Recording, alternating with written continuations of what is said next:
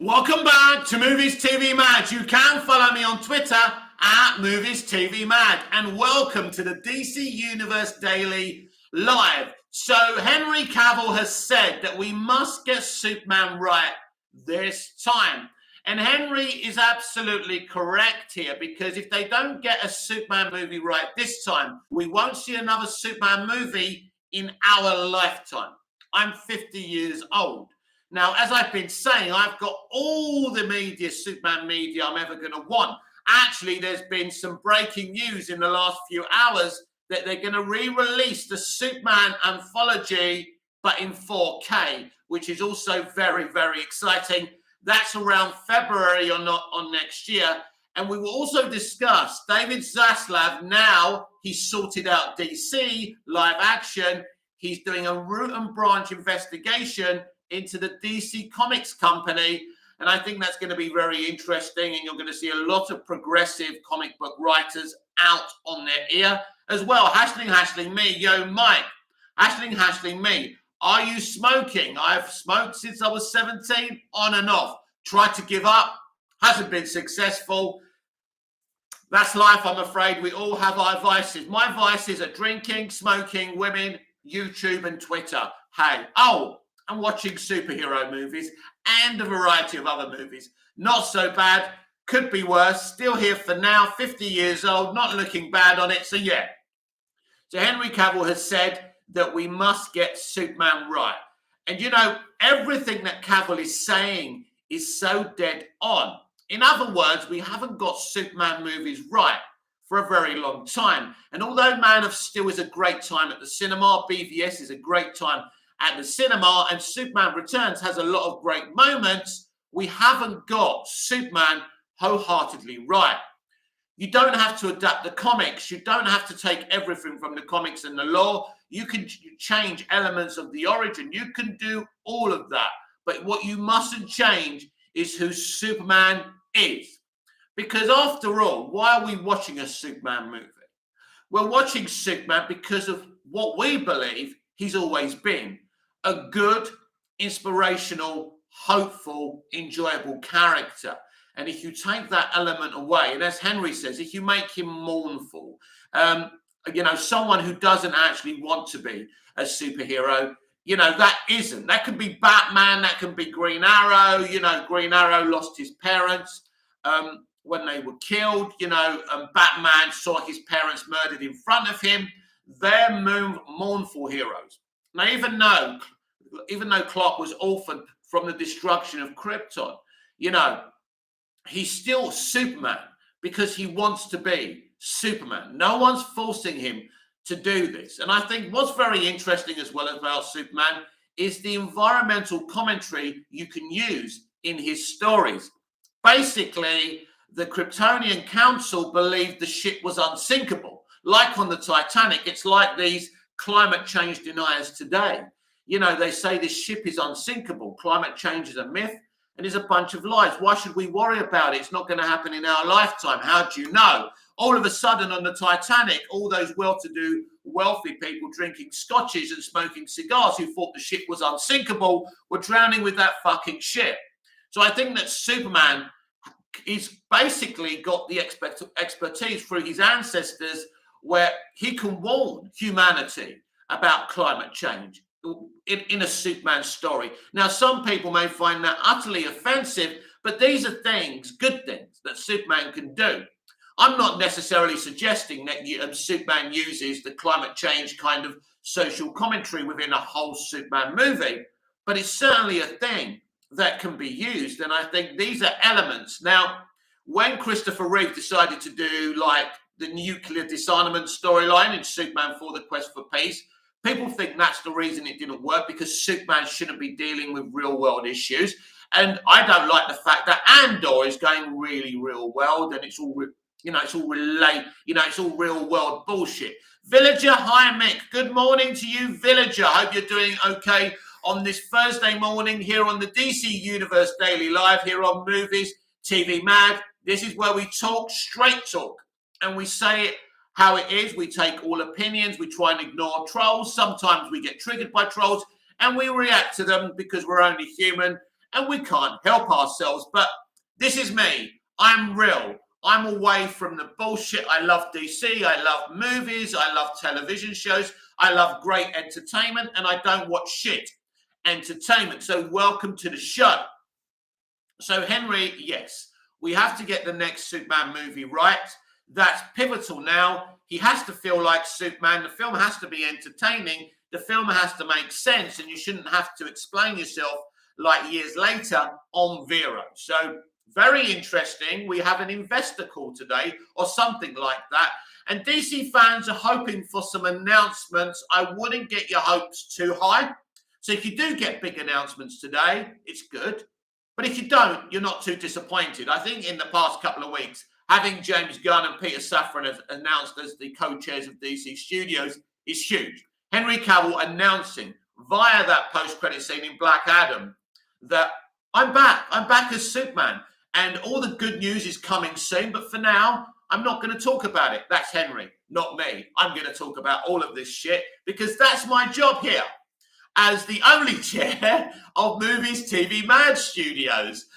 So this is what I'm here to talk about. I'm utterly excited by the inclusion of James Gunn and Peter Safran, who I think are really good guys who love DC. And I think that's important. And it's important to represent DC in the right way. I also believe that there were Black Adam reshoots and James Gunn constructed those reshoots. When we see what Waller's doing with all these metahumans and where she's holding them, I believe she's using Superman and the rest of the Justice League to deal with this situation. But why is Superman working with Amanda Waller? I think this is the interesting element of James Gunn and how clever he is. And I think he implemented this in reshoots, and it was a very clever thing to do. It adds that mystery element of it. Why is Superman working for Waller? And how is he working for Waller? And is it right that Superman's working for Waller?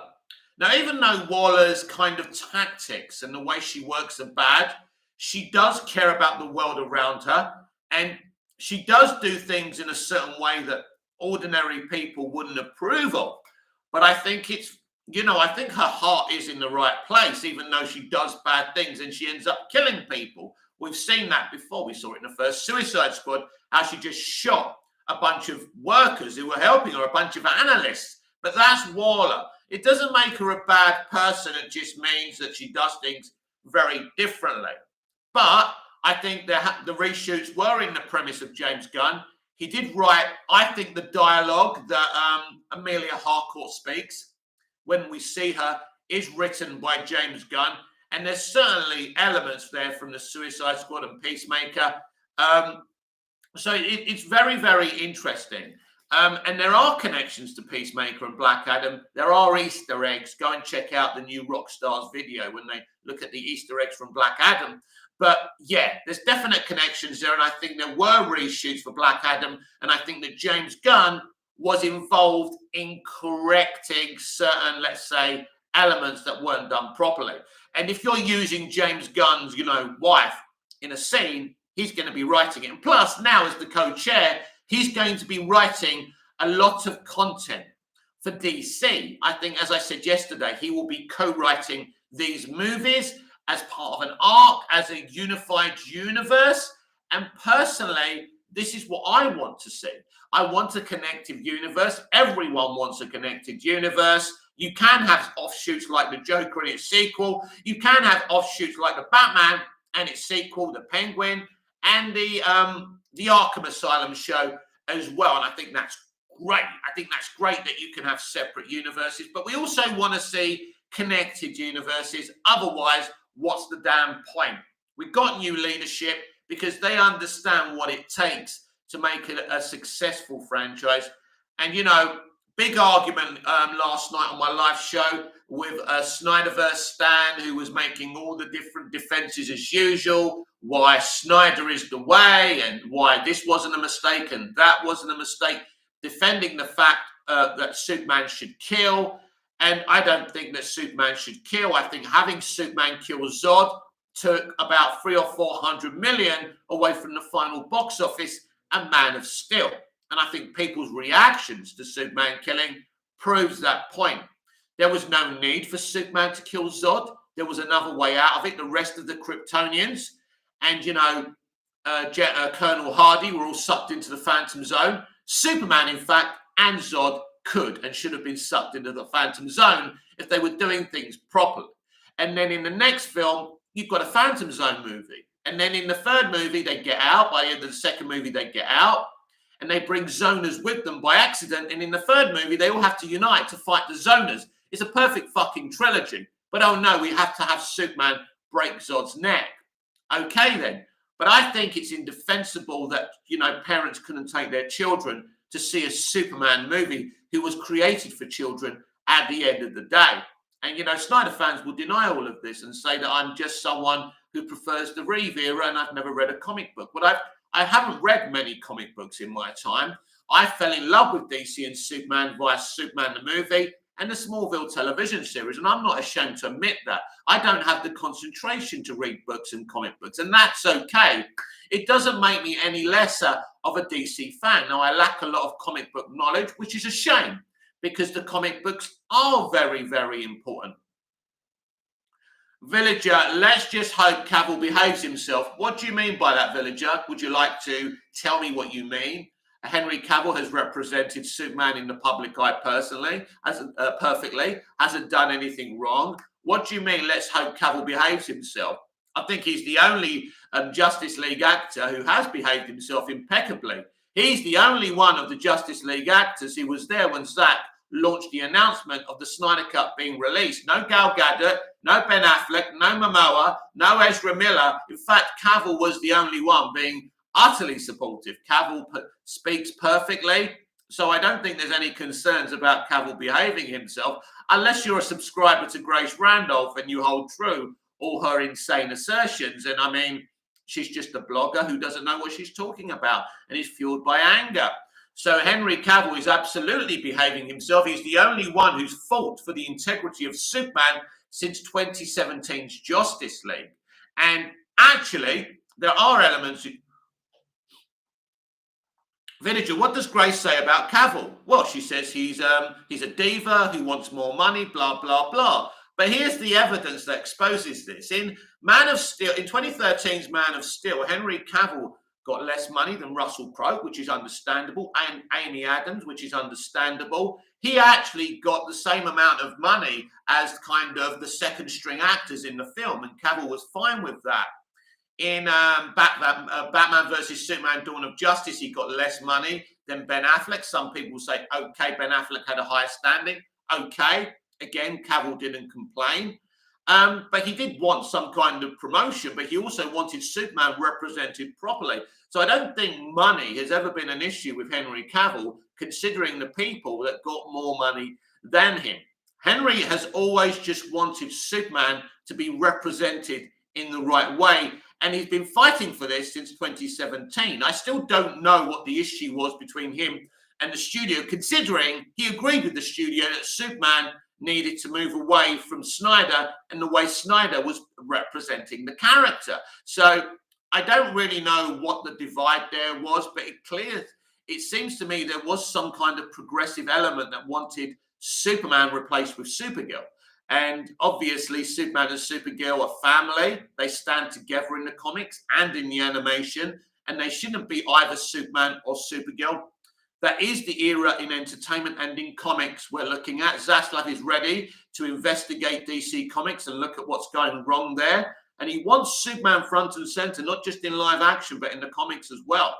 And he wants these characters represented properly and not just in the progressive avenue. So it's going to be very, very interesting what happens with DC. But something tells me a few of these progressive comic book writers won't be working at DC anymore. And so that will be very interesting as well. So Henry Cavill is speaking the right words in terms of Superman. Nothing he's saying publicly is wrong.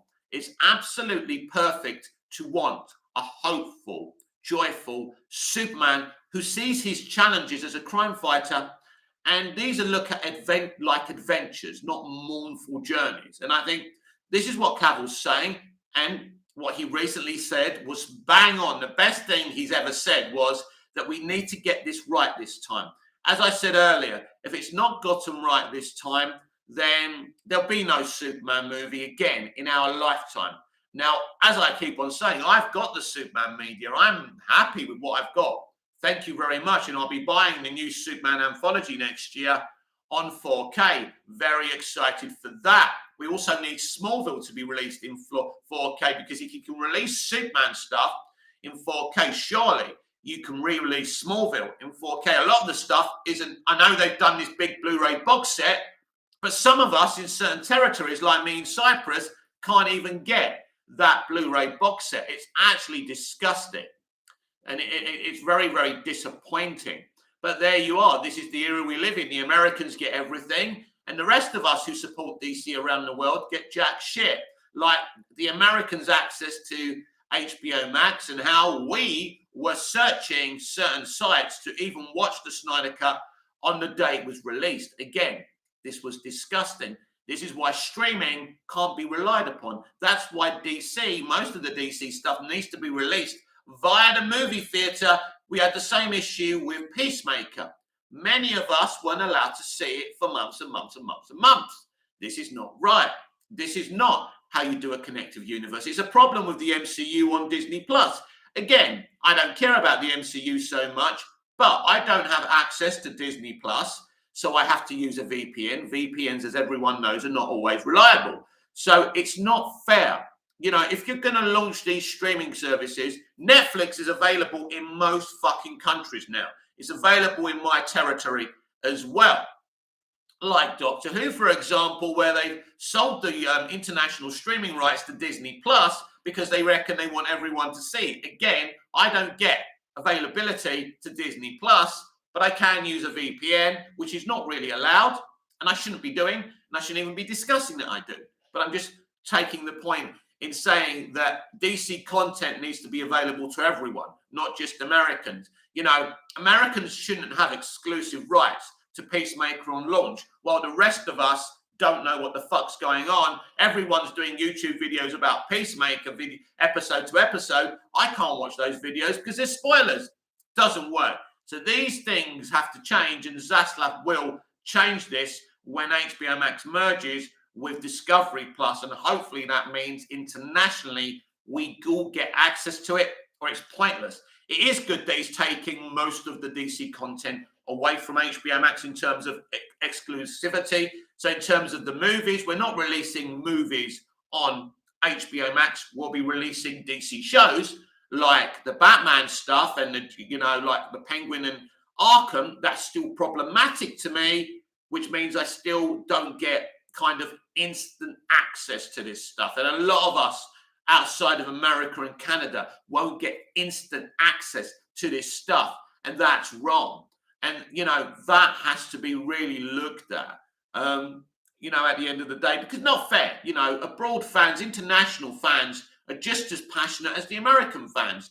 And I think it's wrong just because, yeah, I know American companies make this shit, but, you know, if you want to make money as a company commercially, you know, Disney, HBO, WB, launching these streaming services, but because of kind of copyright laws, are not able to do it internationally immediately. So if you're not able to do that, you shouldn't be launching exclusive content, original exclusive content on your streaming services. It's a problem. So when the Penguin show comes out, when the Arkham show comes out, at this moment in time, I can't get HBO Max. So there's no point in subscribing to HBO Max, and a lot of the VPNs don't even work with HBO Max.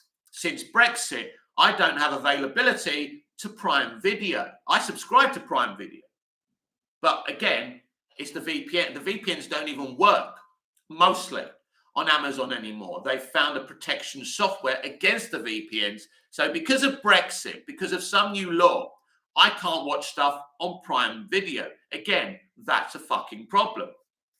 So I don't think it's fair on international fans to be kind of penalized from no fault of their own. And then they start moaning when people pirate stuff and use VPNs. Well, at the end of the day, if you made this available to us internationally, if you were clever, then that wouldn't happen. You know, if the Batman, Arkham, and Penguin series are also available on Netflix straight away, that's available in my country and in most territories, That's not a problem. Hunter Jolly, surely by the time those shows start to come out, HBO will be available in many more countries. Yeah, but not in every country, Hunter, and that's a problem. That's a problem. This is why I think that you're going to be seeing some of these other shows, like the Batman animated thing, being available maybe on Netflix, because I can get Netflix here in Cyprus, and most territories can get it, and that's right and fair. And just, thinking, oh, hopefully everything's available. It's not. It's not available all around the world. It won't be available. So I'm glad they're selling, hopefully, the Batman animated series that JJ and Matt are doing, hopefully to Netflix, because that's right, because we can all get that. I don't want it on Amazon. I want it on Netflix, because Amazon has a VPN protection. I can no longer have access to Prime Video.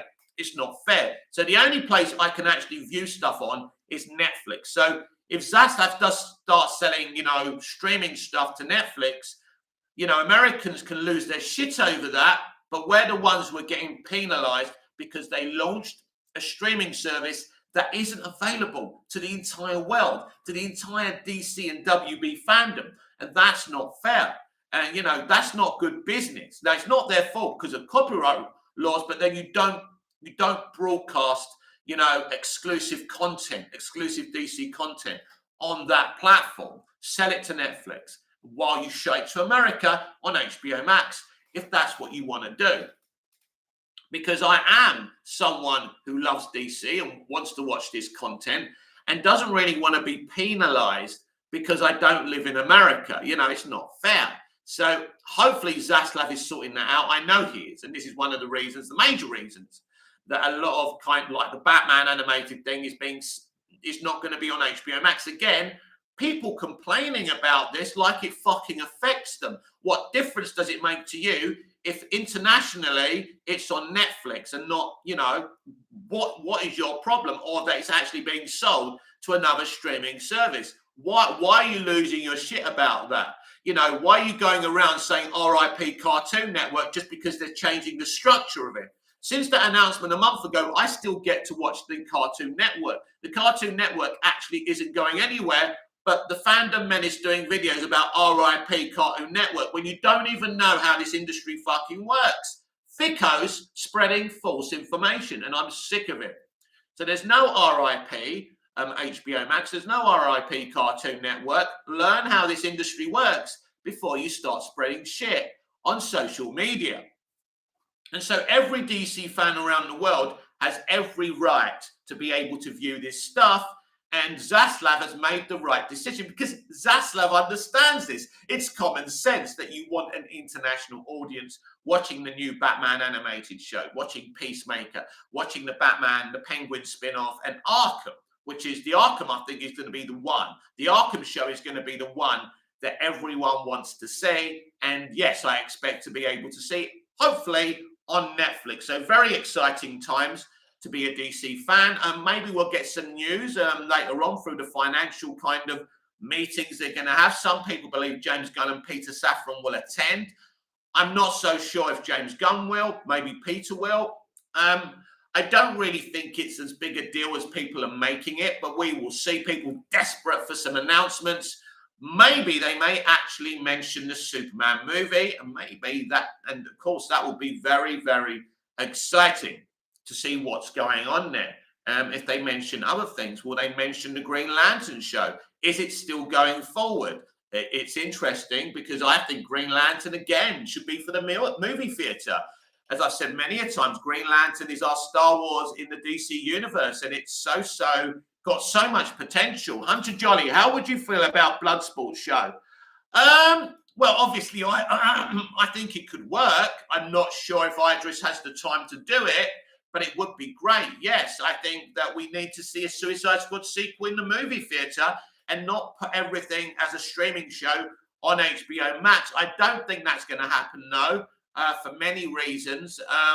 But I do feel a Deathstroke series, a really dark Deathstroke series written by James Gunn, could be coming for sure. I wouldn't be against that, by the way. I just don't see it happening. But it would be exciting. I'm not really sure what you do with it. You could have a prequel to why it came about that he had to kill Superman, not kill Superman, but shoot Superman with the kryptonite bullet. And was Waller also involved in that? That's interesting. You see, I'm starting to have a little theory here that Waller was behind the hit on Superman, that she wanted him to be shot with this kryptonite bullet. And I think now it's inside him and she can explode it at any time. And I believe and I feel this is why Superman is working for Waller. He's not working for her because he wants to. Basically, that bullet is still inside him and she controls that bullet now inside him. And I think that's the point. And I think if Gunn has come up with this, to have Bloodsport shoot Superman on purpose so Waller can have control of him, I think this shows what a genius this guy is and what foreshadowing and what arc he's doing. So it's clear that James Gunn is working this thing, working in the narrative storytelling. And I think this is why Superman is actually under Waller's control. So Snyder fans going, why would Superman be working for Waller? Well, that's a theory. Put that in your pipe and smoke it. So this is the DC Universe Daily Live. I'm Mick, your host with the most. Hunter Jolly. I love that theory. I thought it could have been Luthor, that high Bloodsport, but that's sick. Yeah, I mean, look, it could have been Luthor. There's no reason why it couldn't. But I think this makes more sense. I think it also makes sense when we see like these prisons, these cells that Waller has constructed in Black Adam. And I mean, I kind of got the theory from, I got an inspiration for the theory from you rock stars with their Easter eggs for Black Adam. And I think that, and he believes it's Superman who's been grabbing these metahumans and putting them in these little cells. So it makes sense. And I think, you know, and when James Gunn kind of constructed this in the Suicide Squad, that Bloodsport, you know, shot Superman with the kryptonite bullet, I kind of think, well, why is James just doing this? I believe James may have even known then that he was going to take over DC and had a theory how to deal with Superman and kind of knew Superman was returning. So you have Bloodsport shoot Superman with a kryptonite bullet, but it's not a real bullet. It's a bit like the injections they put in people's heads and threaten to explode their heads. This is the threat. This is what she's got over Superman, because Superman would never knowingly work with Amanda Waller unless he felt Black Adam is that huge a threat. And I don't really think by the end of Black Adam, he's that huge a threat anyway. But he's obviously been told to keep tabs on him and control him. And she's controlling Superman. And I believe this is how she's doing it, because Superman knowingly wouldn't be working with Amanda Waller. We saw the brilliant post-credit scene between Amanda Waller and Batman. So there's some angst there. And so I think this is the reason that Gunn had Bloodsport, the whole Bloodsport Easter egg thing of him shooting. And I think shooting Superman with the kryptonite bullet. And I actually think that's from the comics, if I remember rightly. I think that is an actual thing. So it's very, very interesting, because Gunn mentions Superman in the Suicide Squad. Everyone starts asking questions. Is it Henry Cavill's Superman? At the time he said, I don't know who's playing that Superman, because we don't know at the moment, which was right at the time. But he certainly he definitely sowed some seeds there, and I think this is all working out now.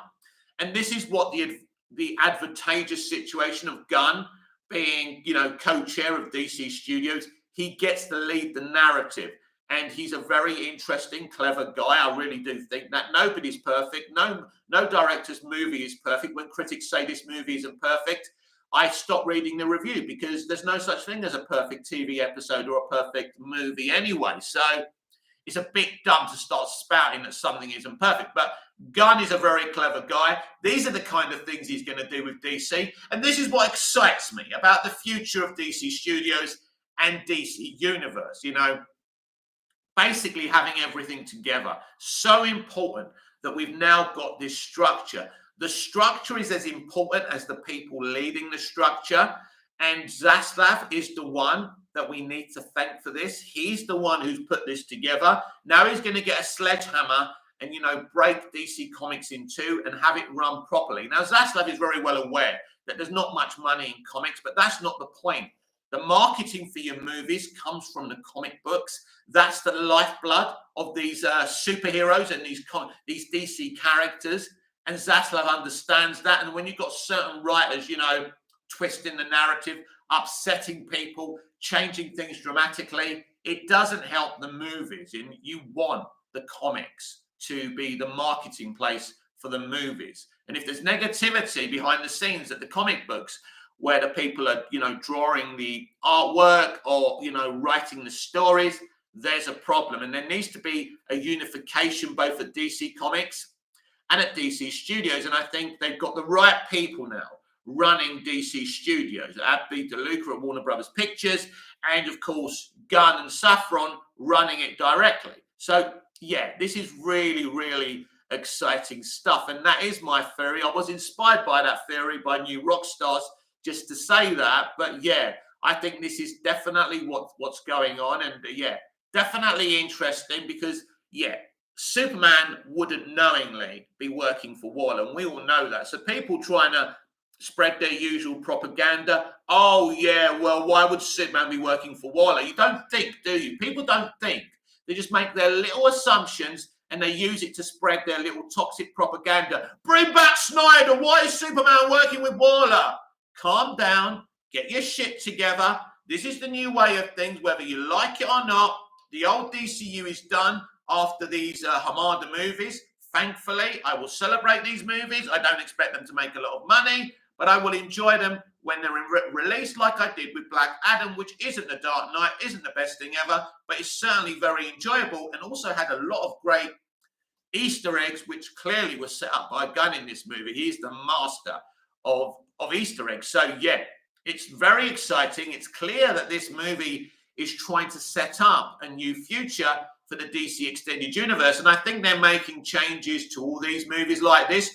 Not fundamental changes, but little Easter eggs. Yeah, little hints, like the Superman post-credit scene. I'd be very happy if Cavill cameos in every post-credit scene, giving more clues to the future of this character. I just want to talk about the look of Henry Cavill's Superman in the Black Adam post-credit scene. I found it very, very interesting because at first, when I first saw it, I said, fucking hell, this must be an Elseworld Superman. Now, of course, this could still be the DCEU Superman. He's wearing the Man of Steel costume, but it's a brighter version of the Man of Steel costume. This is extremely possible because in the Snyder Cut, we saw like a row of different suits. So it's extremely possible that he's got a brighter version of the Man of Steel costume, and that's great. And he just happens to have a spit curl. He does have a slight spit curl in points of BVS as well. In the posters for BVS, he certainly has. So this is not the first time within this DC Extended Universe and this actor playing Superman that he's had a spit curl. So very much could be the origin DCEU Snyder Superman, but it also could be a new universe Superman as well, something we don't know. But in terms of the way he looks in that post-credit scene, I think he looks brilliant, proper modern-day Superman, and he also looks badass as well. So yeah, I like what he says to Black Adam. Look, it's such a brief post-credit scene, but you don't want a long one. You want a tease. The studio wanted a tease. Cavill is a very, very busy actor as well, but even though they must have had to have rushed it, it doesn't look rushed to me. It's quality. It works, and everybody loved it. Everyone who saw it started screaming with delight. You know why Cavill is so popular? The women want to fuck him. The men look up to him. And this is the best thing in a movie star, when the women want you, the gay men want you, and us straight guys look up to him as Superman, and we listen to his every word in interviews. He's actually become as iconic now as Christopher Reeve was originally. Maybe after Man of Steel initially, he wasn't that iconic. But since they fired him, something's happened with Henry Cavill, because he's been doing interviews even before the Black Adam post-credit scene saying, this is what I want. This is what I want from Superman. I want Superman to be awesome. I want him to be badass, but I also still want him to be the pure, joyful Superman. And you can kind of marry all these things together. And Cavill's been the only one in the industry, protecting the good name of Superman. And as a Superman fan, that means a lot to me. And I respect him and I look up to him. And he's definitely going to be involved with a Superman movie. And now we just wait for more details on that movie. And that excites me a great deal. I mean, I threw Sam Raimi's name into the mix the other day, and someone on Twitter, I think, or in the comment section on my live last night before it became a bit dysfunctional, mentioned Peter Jackson. Peter Jackson is a fucking genius. He wanted to run Doctor Who. They said no, because the BBC apparently are all about diversity, but when it comes to Doctor Who showrunner, he has to be English, right? He has to be British. That isn't diverse, and that's actually a bit racist. But anyway, Peter Jackson, as far as I'm concerned, made 6 awesome Tolkien movies. I know lots of people don't like the Hobbit trilogy. I love it, and I think it's strong.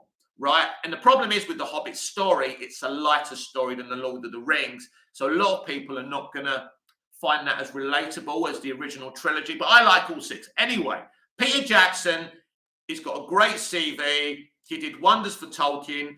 And I would absolutely, and there's no hint that he's going to be doing this, but a Superman trilogy starring Henry Cavill, directed by Peter Jackson, would be the most amazing thing in the world. But now we're looking at Fantasyland, aren't we? And very, very unlikely. But I would look, Peter Jackson or Sam Raimi would be a gift to me.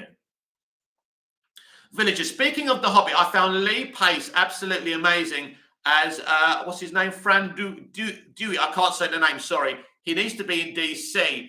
I love Lee Pace. I can't remember who Lee Pace actually played.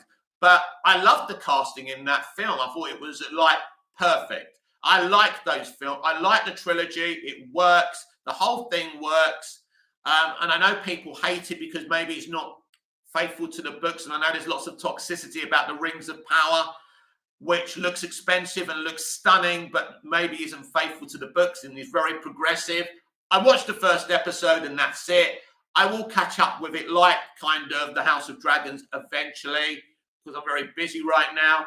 But yeah, you're right about Lee Pace, though. Away from that, he's a very talented lad. Love to see him in DC. SLCA, what will happen to James Gunn's Coyote versus Acme movie? I didn't know he was doing that, but here's the good news, my friend. He now works, well, after May, after Guardians, he works exclusively with WB. WB own Looney Tunes, so he can still make that movie, which is great. So he'll still make that movie eventually. Wow. I forgot all about that. That's exciting as well. I grew up on Looney Tunes, so that will be great. But this is what I love about James Gunn. He's like us. He's a fucking nerd. Him and Henry Cavill are classic nerds. Henry was talking to IGN about Warhammer the other day. And he was talking to the interviewer, and the interviewer goes, well, sorry, I know nothing about it. He goes, why don't you go and get someone who's behind the screen who knows about Warhammer? So I just love these people in the industry who are like us. And this is what makes studios money, when they've got people who know what they're doing, but know the content. Henry understands Superman. And, you know, James Gunn did Scooby-Doo. Did he do Scooby-Doo and Scooby-Doo 2 as well? But the man loves this shit. This is why I like James Gunn. He's the biggest kid on the block, and now we've got him running DC, and he can literally do anything, not just on DC, but within Warner Brothers. And Looney Tunes is a great thing, because Looney Tunes actually needs a lot of work. So that project you just mentioned will definitely happen. That's what's going to happen to it. Definitely happen, because he's at Warner Brothers, and Warner Brothers own it. So it's all good news. Maybe James Gunn can actually turn, you know, Looney Tunes into something successful like it was when I was a kid, and I'd love to see that, because it's a great platform. Bugs, Daffy, you know, Coyote, Roadrunner, the rest of them. They're such entertaining characters, and in the hands of James Gunn, and maybe you have creative control over them as well, that would be great. So it's just great for Warner Brothers. I'm a Warner Brothers fan since I was this high. They own DC, so I'm a WB stan, and I'm glad Zaslav is here. I'm glad Gunn's here, and, you know, SLCA, this is the great thing about having James exclusively for WB. So these are really exciting things. But going back to Peter Jackson, Sam Raimi or Peter Jackson, that's an interesting one. I don't know. I'd like maybe Peter Jackson to write the movies and maybe Sam to direct them. That would be a great team up. Villager, Marvel really lost lol. Villager, I'm glad you said that, because with the James Gunn situation, they made a huge fucking mistake. And it wasn't Kevin Feige's fault, because Feige never wanted him fired. Disney fired him because they're a family company and they found those old tweets talking, making a joke of paedophilia. Obviously, people take this thing very seriously, as they should, but they were 8-year-old tweets. But I think James Gunn needed that. James Gunn was very arrogant, especially on social media before that moment, and he needed taking down a peg or two. And I think his time away from the industry was very important, and he came back a much more humble man, because he always had the talent. But I think he wasn't used to being so popular. So when he came back and he had that opportunity with DC, and credit to Hamada or credit to Emmerich, who we talked down about those people, they brought him in. But yeah, that was a huge moment for us at DC. And from that moment, from the moment Disney fired him, he wasn't going to work for Disney. I said it at the time, and people didn't believe me. I said, once he's done with Guardians, he is done and he's all in on DC. And look what's happened. My prediction came true. Villager, speaking of Disney, they talk about diversity, but a lot of Marvel actors are in the closet, lol. Yeah, I mean, listen, it's it's a very sensitive thing if you're gay, and you don't have to come out if you don't want to. You don't have to hold a whole community on your shoulders, because it is a big deal to come out with all the hatred towards gay people and stuff. But it's not about that for me. It's about they're not really all in on diversity, because they only really look at people from, minority backgrounds who have got the certain Hollywood DNA. And that isn't representation, and it isn't inclusion in any form, let alone in its purest form. Villager, they don't want their actors to be out as gay or LGBT. Well, I think sometimes it suits them, but there's certain actors they would like, let's say, the young women to think they're straight. So you do have a point there. Interesting point of view, Villager, as usual. But it's true. This industry is full of hypocrisy, but I do love it as well. I understand these people are corrupt and absolute hypocrites. I absolutely, utterly understand that. But I think in terms of DC Universe and what they're doing here, it is very exciting. And who knows, in the financial meeting they have today, there may be some announcements. I hope there is. I don't think there will be. But I hope there is, because obviously as a DC fan, I'm desperate to find out what they're planning. So yeah, a Superman movie written by Peter Jackson and directed by the brilliant, ever-pressable Sam Raimi would be a great partnership. When you look at Steven Spielberg's and Peter Jackson's partnership on Tintin, that really worked. And we never got our Tintin trilogy, did we? Which is a tragedy. Villager, 100% out lesbian and gay men are rare because they want them to still be available to audiences. Listen, they control the narrative. They do. They decide who comes out. They decide who doesn't. And even all this kind of social justice commentary you get from actors now, and even directors, it's led by the studios. So I don't really blame the individuals that much. They're working for these companies and they're forced to say this nonsense. And a lot of nonsense Olivia Wilde was promoting, OK Darling, or whatever the movie's fucking called, But what happens is you drive people away and you put people off, especially the minorities, especially the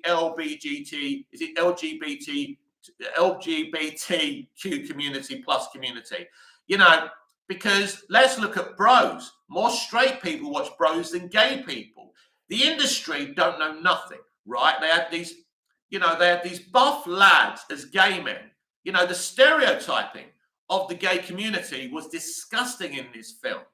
And it didn't represent any gay person that I mixed with. And I mixed with quite a few gay people. I mixed with a lot of different walks of life. I don't want a fucking medal for it. We're all human beings and we're all going to mix. And we shouldn't look at each other as boxes, as LGBTQ or whatever. But the society we live in, Gen Z, has decided to judge each person on their boxes instead of their individuality, and that's the problem. And the industry is like that. But thankfully, WB now with Zaslav isn't that way inclined. I know where he swings politically. Now, I hate the left and the right wing. I'm not political. I don't think the system works, but I definitely think he's a Republican, and I definitely think he's non-progressive. But sometimes Republicans work. And in terms of entertainment, Republicans have this old-fashioned view of entertainment over political commentary, and I like that. And I believe you employ the best people for the job and not someone because of kind of what they represent in inclusivity. And I think this is what's got lost in the industry, where we kind of look at people on what they represent rather than who they are and what they can do. And I think this is what the entertainment industry has lost as a whole. But yeah, I'm really hyped to be a DC fan, and every day since Henry's come out and says Superman's back, I watch Man of Steel, Superman Returns, the multitude of Superman documentaries. I'm celebrating being a Superman fan again, and really, I never stopped. Absolutely a fantastic character. Being introduced to him at a young age through the Christopher Reeve first movie, Superman the movie, was a beautiful experience. In fact, prior to that movie, my introduction to Superman was this. There was these adverts, anti-smoking adverts, and Superman used to beat up a character called Nicotine, and he was trying to sell cigarettes to kids at school. And that's how I first heard of Superman. So he was always a bit of an inspiration to me. So when I watched Superman the movie, I thought, why is Lex Luthor his enemy? Because I was very young. Why is it Nicotine? His ultimate nemesis. Of course, Nicotine isn't in the comics. I didn't know that. I just saw the ad. So that was my first kind of experience of Superman. And I actually love that Nicotine villain. They should just actually bring him in. But yeah, so they were using Superman for an anti-smoking message, which I think is really cool. Even though I'm a smoker, I don't want to see kids and children smoking, obviously. I think that's terrible because it's a terrible habit. I don't like it, but I do it because it chills me out. It relaxes me, especially when I'm stressed or tired, So yeah. So there's nothing really to update you with today. I will be signing off shortly. But yeah, if you've got anything to say before I go, as usual, I always give you a chance to get in some comments before I go. But you're always going to have a DC Universe Daily Live as long as I'm alive and I'm not overly busy in the morning. You will get a pre-recorded video after this one. I will do this after my cup of tea. You didn't need those details. And then I'll be back tonight for a live show, which I hope I can react to some announcements at this investor meeting that they're having at Warner Brothers Discovery, and maybe some DC announcements. A lot of fans think that's going to happen. I'm telling people to keep their expectation levels low. But anyway, so if you have nothing else to say, I will see you tonight, and you will see me again in the next pre-recorded video. And the point of doing lives on 1 or 2 pre-recorded videos a day is there's some people who don't want to sit here watching me live, and they'd rather have a personal connection with me watching the pre-records. And I want to give the variety of content. Villager, Cavill and Gal need to get into a PR relationship to promote the new movies. It worked with Tom and Zendaya. It promoted the Spider-Man movies and the shit. Yeah, that would be cool to see them together. I mean, yeah, Gal is, obviously Gal is playing Wonder Woman briefly in Shazam Fury of the Gods. Excited to see her in that, because from what I've heard, it's a pivotal moment in the film and it's great. So, and because it's Fury of the Gods, it makes sense for her to be involved. But that's a good idea in terms of marketing. Of course, actors have to be free. She's very busy. She's filming Snow White. She's doing this. She's doing that. So, yeah. But I like your thinking, Villager. Yeah, that would be great marketing. And I sense great chemistry in the Snyder Cut between Cavill and Gadot. Obviously, Gadot is married, so I'm not trying to say anything, but I'm talking about their characters more than anything before people get upset. But I thought the chemistry was oozing. I find more chemistry between Cavill and Gadot over Affleck and Gadot. And I know a lot of stans won't agree with that. I'd rather Superman and Wonder Woman get together over Batman and Wonder Woman. It's like Superman and Lois. How does he do Lois without hurting her, without causing her permanent damage? And how did Wonder Woman sleep with Steve Trevor without damaging him? I know he thinks he's an above average male, but mate, like, you're talking about a superhuman. You're talking about a goddess here. So I don't know how that works. Also, of course, Tom and Zendaya, an actual couple. I love Zendaya because she's a very private person. She's not a propaganda merchant. She doesn't talk shit in interviews. Zendaya is the way a movie star should be today.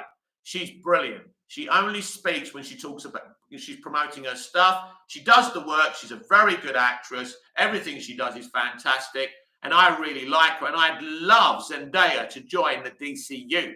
Villager, they're not real, lol. They're not real. No, they're not real. Of course they're not real. Of course they're not real. But they're characters. I'm talking about them as characters. And I'm talking about screen chemistry, Villager. So yes, I know they're not real. But once we go and watch them in the cinema, once we turn our TV screens on and we're watching them and they're in our minds, they are real. The propaganda and the Twitter and the social media. This is something else I see from people today. No offense to you, Villager, or anyone else, but I think you do it.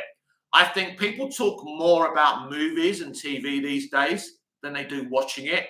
And that's the shame. I was watching Man of Steel the other night, last night before I did my live, and I was thinking, isn't it nice for a change just to be watching a movie rather than just talking about movies? And I love connecting with people, and it's cool. But I just see today that people are talking more about this stuff than watching it. And that's a shame, isn't it? Because it's there to be watched more than talked about. It's great to interact with other geeks like I do on here and like I do on Twitter and all over social media. I think that is important, and I get a buzz out of that. But at the end of the day, if you're talking about this shit more than watching this shit, I think that is a bit of a problem. This has been the DC Universe Daily Live here on Movies TV Mag with me, Mick, your host with the most. Just ask your girlfriends and your wife. Please like, share, comment, subscribe, hit the notification bell so you never miss this beautiful perfection. And I'll see you again in the next video. Until I see you again, goodbye, au revoir, auf Wiedersehen.